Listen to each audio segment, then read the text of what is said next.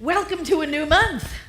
We have a new month and we have a new theme, and it's safe in God's presence. And so that song was just beautiful. It set it right up, didn't it? The whole month. Thank you for that. And today's talk is omnipotence. Holy moly.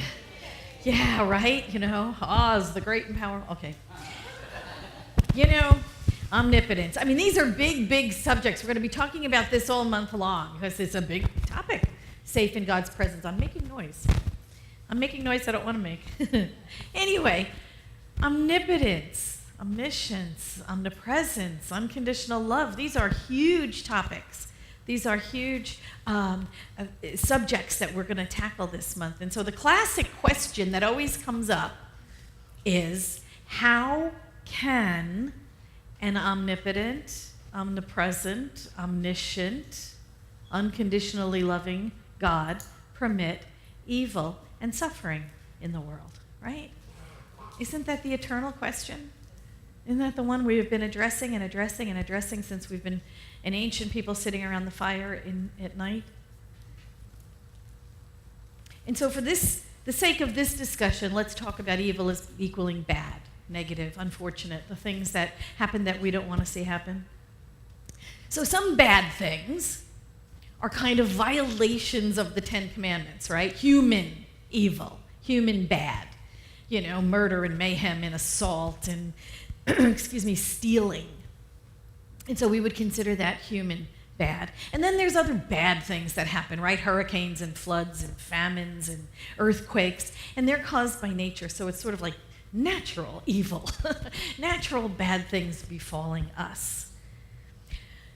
But the timeless and the ancient question has always been, if God is omnipotent, omniscient, omnipresent, unconditionally loving, how does that God permit that kind of stuff in the world?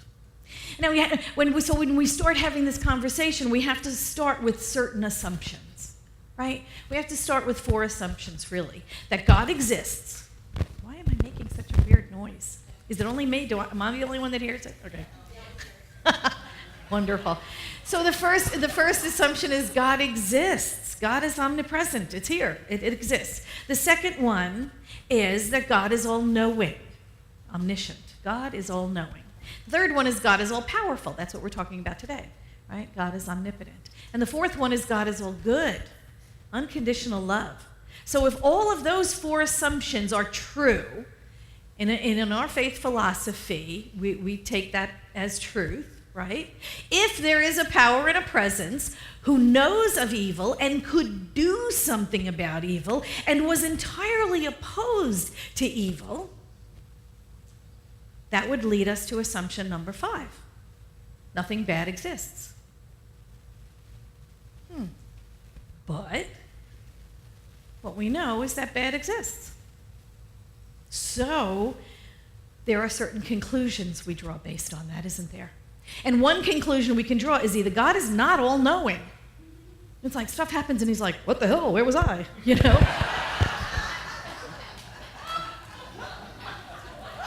Or another assumption is God's not that powerful. Oh, something happened, I couldn't do anything about it, sorry. Sucks to be you, humans. Or God is not all good, right? So he's like, God's having way too much fun at our expense, Or another assumption, God doesn't exist at all. There we go. Those are certain assumptions we can make. Don't you like these light and fluffy talks? Holy moly, what have I gotten myself into?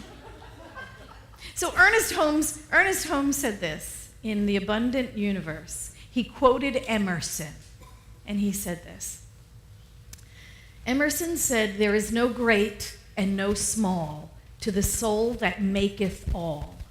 And where it cometh, all things are, and it cometh everywhere." And then Ernest Holmes went on to say, that is omniscience, omnipotence, and omnipresence. That means God over all, God present everywhere. God is in every business. And there is, or else it is separated. It is in every business, or else there is separation. And he goes on to say, I don't believe that human intelligence is separated from divine.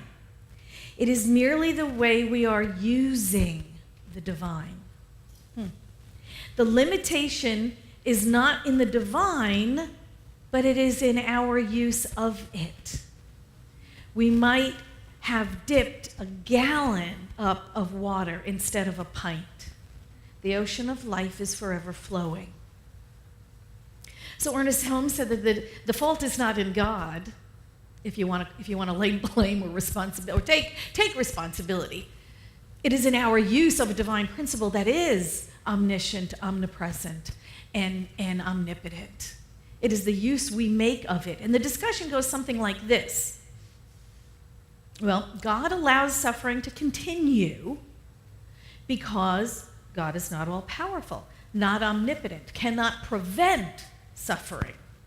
Or God is not loving because God is omnipotent and chooses not to prevent suffering. Well, that stinks. Or God is not all-knowing, maybe not omniscient. Perhaps God is only aware of suffering after it happens. Too late to do anything about it. Now, this study of the challenge of human evil and God's inability or unwillingness to do anything about it in theology is known as theodicy. And there's many versions of it in the world. We've been studying this forever. I mean, let's face it. Theodicy is the defense of God's goodness and omnipotence in spite of the existence of evil. And so the idea in theodicy that, well, maybe God's a finite energy. Maybe God's not all good, or maybe not all powerful, or maybe not all knowing. Maybe that's one theodicy, that it's a finite thing. Another theodicy is, he did the best he could. And this world is sort of, that whole perfect and complete thing, we'll throw that out, okay? This is what we have to work with. So God's not perfect, He created the world and it's like, could have been better, but it was his first try, so what the hell? And then you have another theodicy that says that has original sin, right? Oh, we were perfect at one time, and then we were naughty. And then what happens is we were booted out of paradise, and we're made to live in this. Which, Southern California, I'm sorry, but it's pretty close to paradise anyway. But that's another theodicy. The ultimate, there's another ultimate theodicy that says, yeah, it sucks here, but you're going to die and go to heaven, and then you're going to have all that great stuff. Right? There is that. So it's worth it. It's worth going through whatever it is you're going through. The evil, the bad, the unfortunate, everything, because we're going to go there. We're going to go someplace else. There is the reincarnation theodicy, right? You're here and you're learning. You're learning. Life's a classroom. Don't you love that one? I just love that one. We're here to learn. Oh God, I'm being held back. And we keep coming back, and we're trying to make it through middle school again, God, how awful that was. Okay, so the reincarnation theodicy is like, we're going through puberty backwards now. It's like awful. And then there's the contrast theodicy, right? Which is, well, if we didn't experience bad, we wouldn't be able to appreciate good. Oh, bite me. It's like, I'm sorry, I think I know what good feels like. I don't know. These are all different, and then I love this one. There's the warning theodicy, which is better be good. This is Santa Claus God, right? You better be good. You better behave, because if you don't, you know what's going to happen. It is the life is as a warning to people to do the right thing or else. I love it. So So this theodicy, is the study of the challenge that we have, the challenge of human evil, and God's inability or unwillingness to do anything about it, right? Now, and I want to tell you right here and now, I do not presume to solve this philosophical question in the 20 minutes I have left. It's not going to happen. People have been having this conversation forever, since we started walking upright. Greater minds than ours have wrestled with this discussion for thousands of years. What I can offer you is how Ernest Holmes made sense of it in ways in which I agree with, and explanations he puts forth that enabled him to come to peace with this dilemma. And this is our faith tradition. So two of the most common answers, which I think are totally unsatisfactory, answers the question like this. The first one is, God's ways are mysterious. Now, that was the answer I got usually 2 seconds before I was hit on the wrist with a ruler, Stop asking so many questions. God's ways are mysterious. Okay, not very satisfying. The other answer is God has an overarching plan that we know nothing about.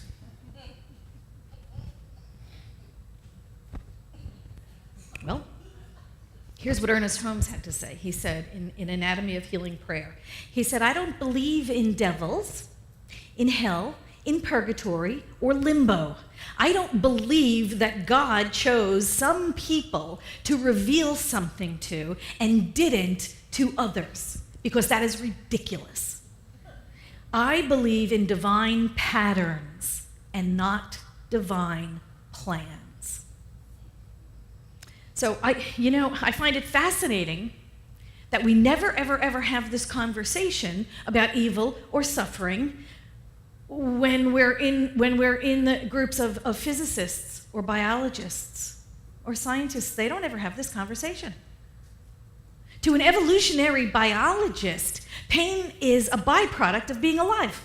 That's it. Easy, simple. It is a byproduct of being alive, of having a sensory system. Evolution only works because of freedom. And that's a quality of God. Freedom implied in the natural world. Freedom for genetic mutation to occur. Freedom of natural selection. There's no question about these things. The freedom that led to the existence of conscious humans is the same freedom that causes cancer, causes disease, causes catastrophes. It's the same energy. It's the same quality of God known as freedom. Ernest Holmes said this in the Can We Talk to God? He said, evolution is principle, which, though invisible, finds manifestation in every form of life. It is the logical and necessary outcome of a universal intelligence. But evolution is an effect of intelligence and not the cause. It follows involution. Involution is the idea, while evolution is the unfoldment of the idea. Involution precedes evolution with mechanical precision, propelled by an immutable law, the law of cause and effect that we're also familiar with. Ernest Holmes said, right, all is love, yet all is law. That is the energy that is, and that is the thing itself and how it works. Ernest Holmes described this over and over. Love is the self-givingness of nature. You remember he used to say he aligned himself with Sri Aurobindo, right? Why do we exist? Why are we here? Or Sri Aurobindo said, for the delight of God. For the delight of God. Ernest Holmes aligned with that thought. He thought it rather comforting, reassuring. We exist for the delight of God. No lessons, no classroom, no having to do things over and over and over again. We exist for the delight of God. How lovely is that? Love, the self-givingness of spirit, points the way. That's what Ernest Holmes said, points the way to a greater expression of livingness. And law, that immutable concept, makes the way possible, does the work, without question. does the work of manifestation in the very same way we put a seed into the soil. The soil enables the seed to burst open and to begin that growth process. That's what the law is. It's unquestioning. It's impersonal. It's infallible. It simply goes to work on that predominant thought. And it starts to grow it. Ernest Holmes said that love, the divine givingness of spirit to its creations, is the impulsion, the desire to create. And that's why we have it, because we're an outpicturing of that same energy, right? Spirit is expressing itself in form. So everything that spirit is found within us. We're lacking nothing. That's what we mean when we say whole, perfect, and complete. Don't you love that when you come into a teaching like this and someone says, you're whole, perfect, and complete, and you're like, and you're feeling very much not like that, to understand that what Ernest Holmes meant was we are not flawless. He didn't mean we're whole, perfect and complete as in flawless. He meant we're containing everything. We're lacking nothing. A perfect recipe lacks nothing. A perfect equation, perfectly balanced. We're whole, perfect, and complete. We are lacking nothing. And that's what Ernest Holmes was talking about. And so we are here to create. Spirit creates. That's what it does. I don't think it cannot do that. I think that's just what it does. It just outpictures and outpictures and outpictures and creates and finds itself in form in all sorts of different ways, and we're that.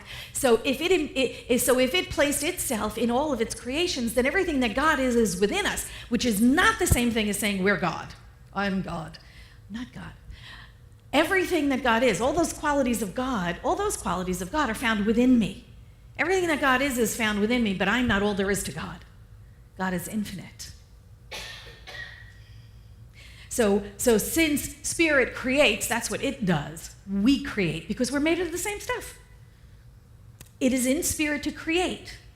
We are its creations, therefore it's imbued in us to create. See how that makes sense? We're that. We are that. We're the microcosm of the macrocosm. And we contain all the qualities that the divine contains. And the love is the urge to create. To create is that personal relationship with the divine. That love, that desire to create is the personal relationship. And the law, the way it happens, is the impersonal and infallible action of the divine creative process. How it gets done. Love and law, the thing itself, how it works. Thing itself, how it works.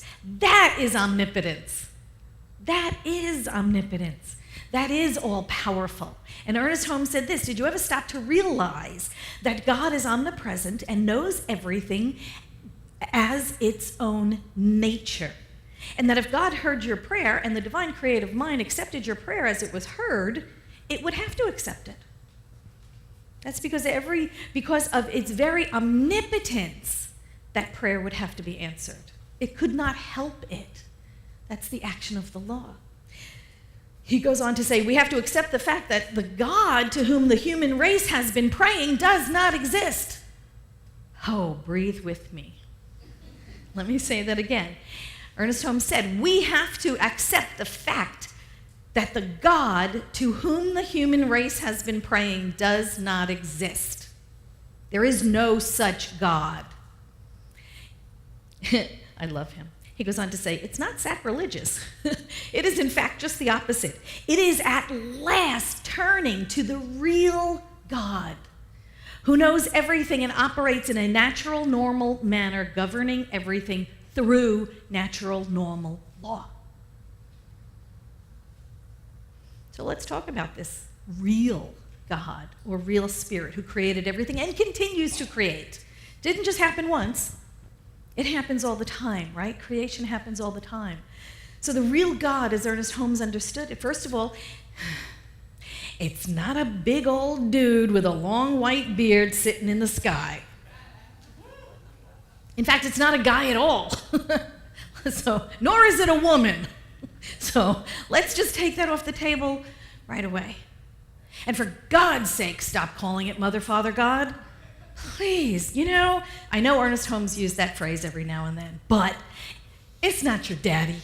we need to grow up, you know? We need to have a mature and adult relationship with this inner divine. It's not your daddy. It's not going to bail you out. It's not going to ride up on a white horse and swoop you up and carry you off to paradise.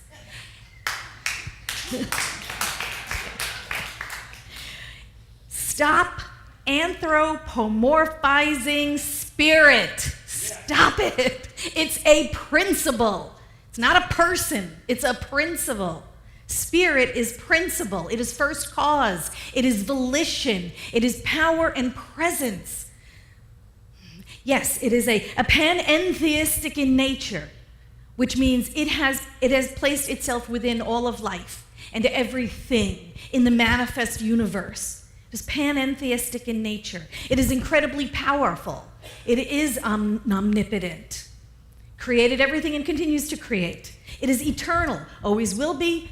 Always has been, right? How the physicists describe energy. Same way we describe God.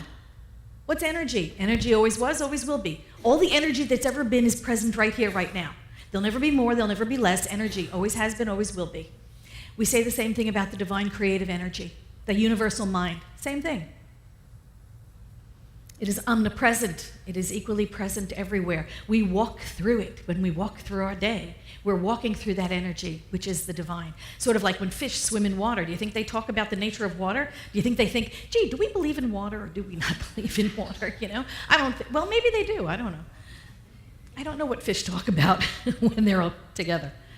But it's like that. We go through our day. We walk through this energy, which is God, and it is within us. And every cell and molecule of our body is made of the same stuff. It's all energy. It's all energy. We just happen to call it sentient energy that knows of itself. So it is omnipresent. It's timeless and changeless. The principle behind all change is changeless. Doesn't that just mess with you? It does me. It is immaterial. We see its effect on things, but we don't see it, right? Just like gravity or electricity. Well, sometimes we see electricity as lightning, but the presence is all around us. We don't see it. We see its effect on things. And here's another little sort of contradiction in terms. It's personal. Because the impersonal cannot create personality. So the aspect of God that is love is personal to each and every one of us. The aspect of God that is law is impersonal and infallible. It is also infinite. Infinite. There's no place you can go to escape spirit, to escape energy. No matter where you go in the entire expanse of the universe, there's energy. That's it. There is energy. It is universal intelligence. It is unconditional love. That's God of Ernest Holmes' philosophy. Ernest Holmes said in Love and Law, instead of seeing God as far off, God is right within. God is right within. That is the difference between our God and the most orthodox God you've ever heard of. This God is within and universal, flowing through everything and impersonal. But it is still the God of intelligence. It is still the God of understanding. It is still the God of power. This is an important distinction between traditional religion and new thought. This concept of a deity far off somewhere on a cloud or on a planet, something that we have to reach or touch or make contact with and beg and plead and grovel to. And the idea of spirit being within us, so that the outermost God and the innermost God are one. That which has created us lives within us and flows through us and as us in the world. We believe that this power and presence exists everywhere equally, and that we live and move and have our being. You've heard Ernest Holmes say that, right? We live, move, and have our being within this energy. That we exist within this presence, and this presence exists within us. That there is only one. That there is only one. There's only energy. There is no duality. The duality exists in the minds of the humans. There is no duality. There is only one. There is one. There is only one. There is always one. never God and anything. They're simply spirit. Spirit existing and expressing, existing and expressing. And right now it's expressing as us. Yay. Aren't we happy about that? You know? We have had years and years and years of old thinking and false beliefs and superstitious stories, and we need to outgrow them. We need to outgrow them. We have to stop beseeching a God somewhere out here and start standing in our own power and speaking our own word. We are that some amount of that flowing through us. We are some amount of that omnipotence, which is spirit flowing through us. Ernest Holmes said this: we are so bound by suggestion, so hypnotized by false belief, so wound and entangled by the chaotic thinking of the world, which is based upon the principle of the dual mind. We are so confused that we are not ourselves. Wake up. Your word is all powerful. Your consciousness is one with omnipotence. Your thought is infinite. Wow. Okay. So that's the question. Are you ready to wake up? Are you ready to own your own power? Oh, thank you so much. Are you ready to own your own creativity? Are you ready to own your unity as divine mind in form? Because that is the truth of us. Yes, we are ready to claim our personal omnipotence, our personalized interpretation and demonstration of a divine concept. The divine ideal is omnipotence. And then we grasp onto it and we idealize it somehow. It becomes our personal idea, and then we let it flow into our experience of life. We are ready to claim our personal omnipotence as an individualized expression of divine omnipotence. Your word is all powerful. Your consciousness is one with omnipotence. Your thought is infinite. It's going to be a heck of a month. Thank you so much.